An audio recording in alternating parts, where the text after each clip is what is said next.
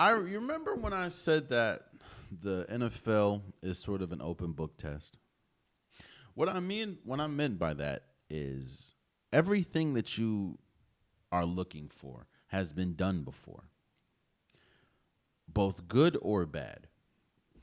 And I also understand that there are some teams that feel that even though it's been done before, we are the exception. I believe that has to be what the Cowboys and Jerry Jones believes. Because, again, you don't even go back far. All you have to do is go back to last year. The Denver Broncos beat the Cowboys 44-24. Last year, and I talk about this almost every week, it's almost like a broken record. Last year, the Cincinnati Bengals was the perfect example for a lot of things. One thing that it was an example for is be very careful trying to rely on your offensive line or your offense to carry an entire team. Because that's not sustainable.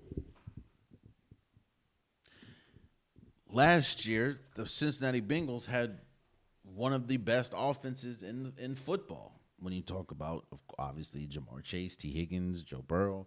Joe Burrow, I say this almost every week, he would have been the MVP if they would have made the playoffs. He definitely had MVP numbers.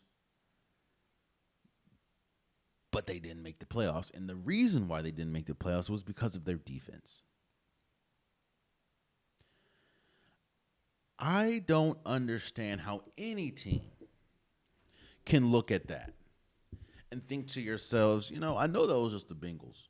I know they have, Hall of Fame talent at both the quarterback and wide receiver position. I know that.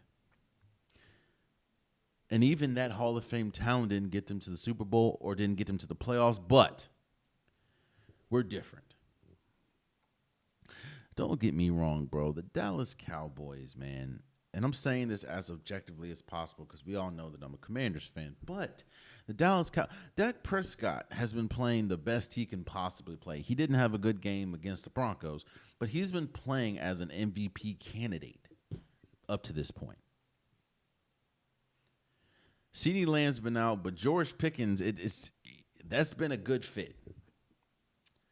Javonte Williams has been a good fit. This Dallas Cowboys offense has been good up to this point. And even still, they're 3-4. Because their defense is just horrible. Who would have thought? You trade your best defensive player and now your defense sucks. And I will say this. I've been uber critical on the Denver Broncos, more specifically the offense, more specifically Bo Nix. This is probably one of the best games that he's played. Bo Nix, 19 for 29, 247 yards, 4 touchdowns, 1 interception. This was probably the best game that he's played. He was decisive. He was quick with his decisions. He played incredible. But for the life of me, I don't and I know where it starts with it starts and ends with Jerry Jones. You can't look at.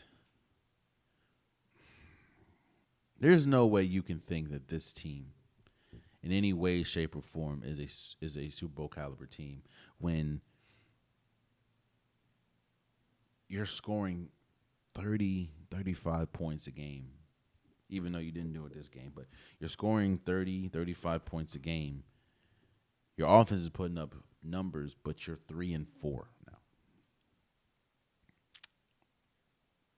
Again,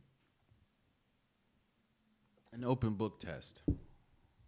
Everything that you want to know has happened before. It's just up to you to take it. And quiet as it's kept, bro. The Denver Broncos is, I think, tied for second or third in the division at 6-2. That's crazy. Denver Broncos is looking like a real threat now. I was wrong. I was extremely wrong. They're looking like a threat in the AFC. And looking like a tough out for anybody. Even though Patrick Surtain went out. Hope he's okay. But yeah, congratulations to the Denver Broncos for beating the Cowboys 44-27. The Cowboys, there's no way in heaven and hell. They're probably gonna make the playoffs, but there's no way in heaven and hell you think that this team is a Super Bowl caliber team. And they can't stop anyone. Oh, man, you stayed to the end of the video. I appreciate you. If you like what you saw, be sure to hit that subscribe button so you'll never miss any content from your boy. You can also go back and watch past episodes, past clips, and don't forget that the Unpopular Podcast, new episodes drop every Wednesday and Saturday. Appreciate you.